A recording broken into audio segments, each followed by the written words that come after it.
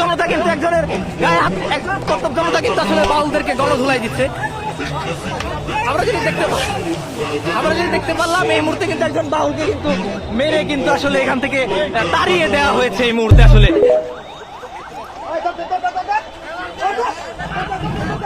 আমরা কিন্তু দেখতে পাচ্ছি আসলে একজন বাউলকে কিন্তু আসলে স্থানীয় জনসাধারণ ধাওয়া করেছে এই মুহূর্তে। পুলিশ আসলে তাদেরকে প্রতিহত করার চেষ্টা করছে। এখানে পুলিশ আসলে তাদেরকে প্রতিহত করার চেষ্টা করছে। কি আপনার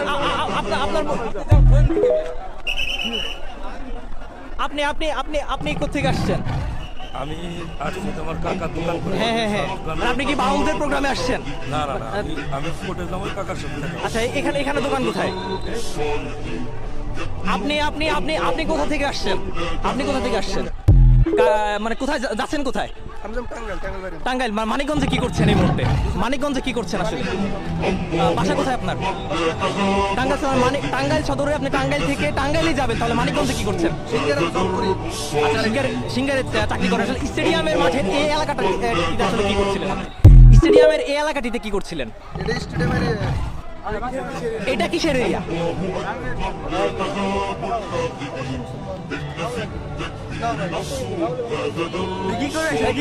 এখানে কি করছিলেন?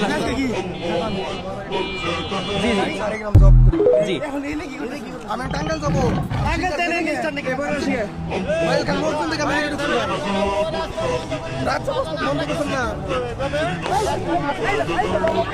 আমরা দেখতে পাচ্ছিলাম উত্তপ্ত জনতা কিন্তু একজনের গায়ে হাত উত্তপ্ত জনতা কিন্তু আসলে বাউলদেরকে গণধুলাই দিচ্ছে।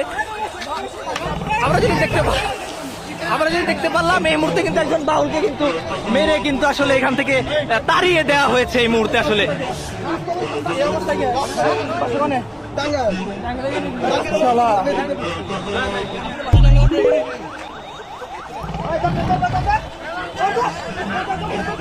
আমরা কিন্তু দেখতে পাচ্ছি আসলে একজন বাউলকে আসলে স্থানীয় জনসাধারণ ধাওয়া করেছে এই মুহূর্তে।